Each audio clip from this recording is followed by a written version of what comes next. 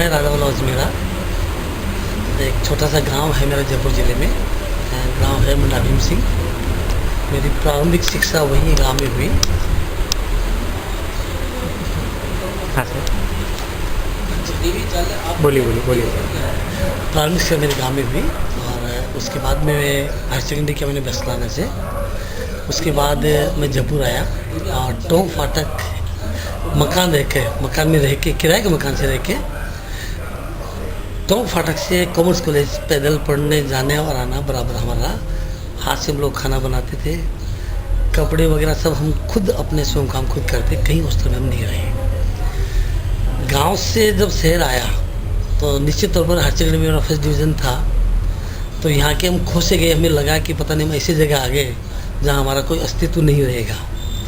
लेकिन जब BCom part first का एग्ज़ाम हमने दिया और कॉलेज में फर्स्ट पोजीशन आई हमारी, तो फिर मैंने सोचा कि मैंने आप लोगों में टैलेंट है और हम लोग इसको पार कर सकते हैं, जो जितने भी कॉम्पिटिटर उनसे हम आगे बढ़ सकते हैं। और उसी बात को लेकर मैं फर्स्ट ईयर से लेकर एमकॉम तक कॉमर्स कॉलेज में हमेशा फर्स्ट आया।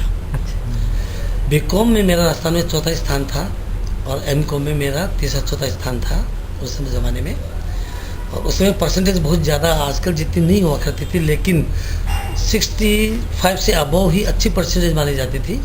तो इसी बात को लेकर मेरा अपॉइंटमेंट जो ही मेरा एमकॉम का रिजल्ट है मुझे कॉमर्स कॉलेज में दे दिया गया 10 वर्षों के बाद में। और मैं 2 साल तक वहाँ रहा। 28 फरवरी 74 को मैंने रिज़ाइन किया वहाँ, और रिज़ाइन करने का कारण एक ही था कि मेरा आरपीएससी से सरकारी सेवा में सिलेक्शन हो गया परमानेंट बेसिस पर। यहाँ हम एडो बेसिस पे थे। अच्छा, तो फर्स्ट अपॉइंटमेंट जैसे मैंने आपने कहा भी था कि पहला जैसलमेर हुआ, 4-5 महीने के बाद मैं सामर आया। सामर करीब मैंने 30 साल तक सेवा की है। और हमारे स्टूडेंट्स जो निकल कर गए आज ऐसी पोस्ट पर हैं जिसके बारे में हम खुद कल्पना नहीं कर सकते। और जब उनके बारे में मिलते हैं, उनके बारे में सोचते हैं, उनके बारे में सुनते हैं, तो इतनी खुशी होती है कि एक टीचर को इससे बड़ी चीज़ क्या चाहिए कि उनका स्टूडेंट इस लेवल पर पहुँच गया। कल मैं भैया के साथ ICICI बैंक में गया था, तो एक हमारा स्टूडेंट मिल गया। यदि भी वो ज़्यादा पुराना नहीं था, अभी 5 साल पहले का था, लेकिन एक हमारे 74-5 का स्टूडेंट मिस्टर चंद्रशेखर वर्मा, जो आज सेल का चेयरमैन है दिल्ली में। तो उसने बच्चे ने मुझे कहा, उसने बताया कि सर आपका स्टूडेंट वहाँ पहुँच गया। तो मैं समझता हूँ एक टीचर के लिए उससे ज़्यादा बड़ी बात क्या होगी। रिटायरमेंट कहाँ से हुआ सर आपका? रिटायरमेंट मेरा लास्ट में गर्ल्स कॉलेज कोटपुतली से। यस, मैं सामर रहा। उसके बाद मेरा प्रमोशन हुआ LBS college Kotputli as vice principal. 2 साल वहाँ मैंने वाइस प्रिंसिपल के रूप में काम किया। Then I promoted as principal girls college Kotputli में, और वहाँ 1 साल तक काम किया।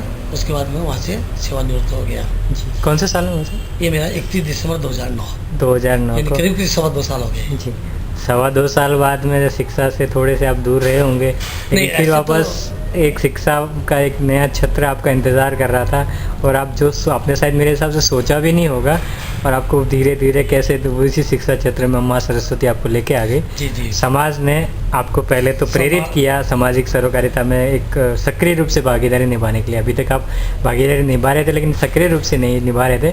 प्रेरित करके आपने समाज ने आपको बिना कुछ प्रयत्न किए आपको आगे किया, समाज ने जिताया, और जिताने के बाद फिर वही चीज़ शिक्षा के आदमी को शिक्षा की जिम्मेदारी दे दी गई। अब पहले जब आप सरकारी महाविद्यालयों में युवाओं को उनके कैरियर के प्रति जागृत करने के लिए उनको उच्च शिक्षा दिया करते थे, अब आप महेश्वरी पब्लिक स्कूल जवाहर नगर के शिक्षा सचिव हैं। वहाँ पर बिल्कुल नए खिलते एकदम बिल्कुल बच्चे हैं। बिल्कुल नए, बिल्कुल यूँ मानिए कि बहुत बच्चे हैं। बहुत बच्चे हैं वो, जिनको पता ही नहीं है कि हमें कहाँ बहना है, कहाँ जाना है, क्या सोचना है। उन बच्चों के लिए आपकी क्या योजना है? आप उन बच्चों को किस तरह से एक सही दिशा में उनको जीवन को ले जाएंगे ताकि वो जीवन में भटके नहीं, महेश्वरी समाज का नाम रोशन करे, भविष्य में अच्छे पदों पे हो या अच्छे उद्यमी बने, दोनों में से कोई भी हो। वैसे तो ये स्कूल का अपने आप में जयपुर में बहुत बड़ा नाम है, और यहाँ से जो स्टूडेंट्स निकलते हैं अच्छी प्रोग्रेस करते हैं। बाकी मेरे आने के बाद पहला प्रयास ये होगा कि बच्चों को आगे के लिए तैयार करना। जैसे सीनियर सेकेंडरी कर लेंगे, मतलब उसके बाद धीरे धीरे ग्रोथ तो करेंगे लेकिन उसके बाद ये अलग अलग लाइन चुनी अपनी और उन क्षेत्र में जाए जो आजकल स्पेशलाइज है, जहाँ की जिसकी पूरी डिमांड है। सारे वर्ल्ड वाइड देख लीजिए आप, चाहे अपने भारत में देख लीजिएगा, उन क्षेत्र में इनको ले जाने के लिए मेरी जो सोच है वो है कि इनको स्कूल छोड़ने से पहले कुछ ऐसे प्रिपेयर किया जाए, इनको कुछ इस प्रकार की ट्रेनिंग देने की व्यवस्था हम लोग करें। बिल्कुल, महसूस समाज के लिए शायद एक अच्छे एक सुखद भविष्य की बात लग रही है कि जो भी नए कार्यकारिणी सदस्य है उसमें इसी तरह का उत्साह है। हमने राजीव जी बियानी साहब से भी इसी बारे में चर्चा करी थी, उन्होंने भी एक बात बोली थी कि हमारे समाज में शिक्षा को लेकर हमने खूब प्रयास किए, हमारे समाज की अच्छी स्कूलें चल रही हैं, लेकिन स्कूलों में एक कमी कहीं ना कहीं हमें नज़र आ रही है कि हम बच्चों के भविष्य को निर्धारण करने के लिए ज़्यादा प्लानिंग नहीं कर रहे हैं। खास तौर पे हम काउंसलिंग नहीं कर रहे हैं कि बच्चे का एटीट्यूड क्या है, उसको इंटरेस्ट क्या है और हमें कहाँ भेजना है। और अगर एक आप शिक्षा सचिव के नाते अगर आप भी यही भाषा बोल रहे हैं, ये टोन है, तो मुझे लगता है कि लय से लय मिलेगा और शायद शिक्षा को नया स्वरूप मिलेगा। इन्हीं भवनों के अंदर कुछ और नया होने वाला नहीं। प्रयास हमारा ये रहेगा कि बच्चे के एप्टीट्यूड देखते हुए उनके गार्जियन से भी फैमिली बैकग्राउंड क्या है इस पर भी बहुत कुछ डिपेंड करता है, क्योंकि फैमिली बैकग्राउंड से ही बच्चे लोग आगे बढ़ते हैं। उसके साथ साथ बच्चे के एप्टीट्यूड देखकर भी हम ये प्रयास करेंगे कि बच्चा कहाँ जाना चाहता है, और ये निश्चित मानिए कि उसके एप्टीट्यूड के हिसाब से उसको आप ट्रेनिंग देंगे, उसको आगे बढ़ाएंगे तो बच्चा ज़्यादा प्रोग्रेस करेगा, बजाय कि उसकी जो इच्छा उसके विरुद्ध जाकर। ये एक बहुत बड़ी समस्या सामने आ रही है कि बच्चा कुछ चाहता है लेकिन माँ बाप या तो डॉक्टर चाहते हैं, इंजीनियर बनाना चाहता है, और ये संघर्ष में बच्चा अपना पूरा जीवन स्पॉइल करे। तो क्या फिर आप माँ बापों को भी परस्यू करेंगे? बिल्कुल बिल्कुल, मेरा प्रयास होगा कि मैं उनसे भी बिल्कुल इस प्रकार इंटरेक्शन करूँ, उनसे भी मिलूँ, उनको इस बात के लिए हम समझाएंगे कि आप इन बच्चों की जो इच्छा है, इनकी जो शक्ति है, उसके विरुद्ध आप ना जाए, इनको बच्चों को समझ। जैसे एक बहुत बड़ा संदेश जो 3 इडियट फिल्म में दिया गया था, मैं समझता हूँ वो एक बहुत बड़ा अच्छा संदेश था उन गार्जियंस के लिए जो अपने बच्चों को जबरदस्ती किसी लाइन में डालना चाहते हैं। महसूर समाज में एक बहुत बड़ा मुद्दा महसूर एकता उठा रही है। हम बेसिकली उद्यम के लिए जाने जाते हैं। महसूर समाज की जब उत्पत्ति हुई थी, भगवान महेश ने तलवार हमसे लेकर हमें तराजू दिया था कि अब आज के बाद आपको वैसे कर्म करना है, लेकिन अभी का जो युवा है वो तराजू छोड़ के और सर्विस क्लास में जा रहा, शूद्र कर्म में जा रहा, सेवा करना ज़्यादा पसंद कर रहा है। उद्यमिता की सोच है वो युवाओं में थोड़ी कम हो रही है। उसमें भले उनकी भावना ये हो, थोड़ा डर हो, थोड़ा सा नॉलेज की कमी हो, या फिर उनको थोड़ा इजी गोइंग लाइफ जीने का, सुबह 10 बजे गए, शाम को 6 बजे आए, सो जाओ, मस्त हो। एक व्यापारी होता है तो उसको रात दिन का पता ही नहीं रहता है।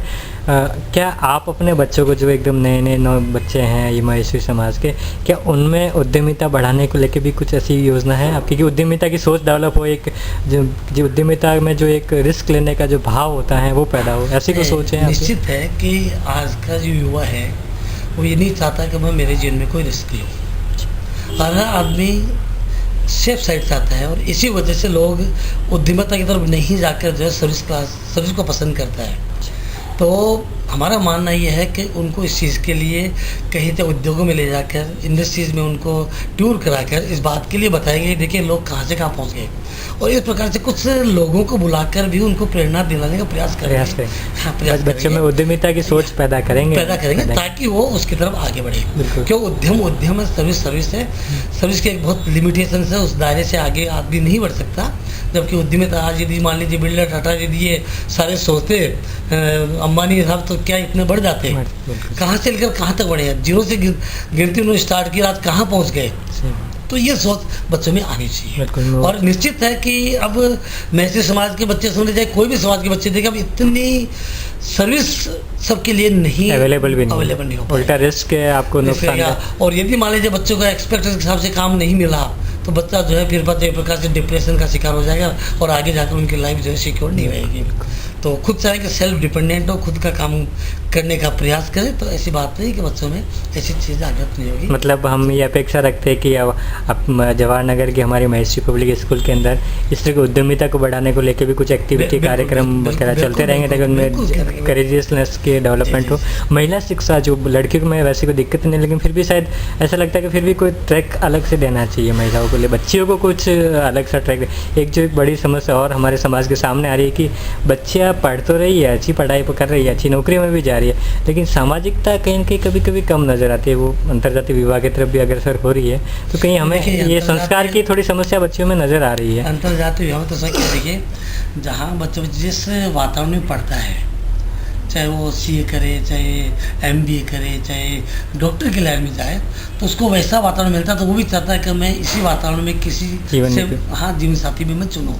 और यही वजह है कि इंटरकास्ट मैरिजेज भी धीरे धीरे बढ़ रही है, मैसेज समाज में भी बढ़ रही है। लेकिन इससे समाज को, उनके लिए तो अच्छा सौदा हो सकता है, लेकिन समाज के लिए घाटे का मामला। निश्चित तौर पर देखिए, ये हो तो रहा है, वो मजबूरी है, लेकिन अब आजकल के बच्चे और बच्चों के लिए ज्यादती प्रक्रिया ज़्यादा कहें तो कहाँ मानने वाले हैं। जबरदस्ती आपने कर भी दिया तो मैं नहीं समझता है कि यदि वो नए जीवन से एडजस्ट नहीं हो पाएंगे तो ज़्यादा अभिशाप होगा समाज और उन लोगों के लिए। इसमें एक समस्या और जो हमारे सामने आ रही है, हम जो एनालिसिस कर रहे हैं कि हमारे जो युवा हैं, महेश्वरी हैं, लड़के हैं, वो लड़कियों की योग्य पढ़ाई नहीं कर पा रहे हैं, वो पढ़ाई में बहुत कमज़ोर हैं, और इसलिए लड़कियों की प्रीफरेंस ये होती है कि कोई बात नहीं, फिर गैर महेश्वरी भी है, अगर पढ़ा लिखा है, मेरे अकॉर्डिंग है तो मैं शादी कर लूँ।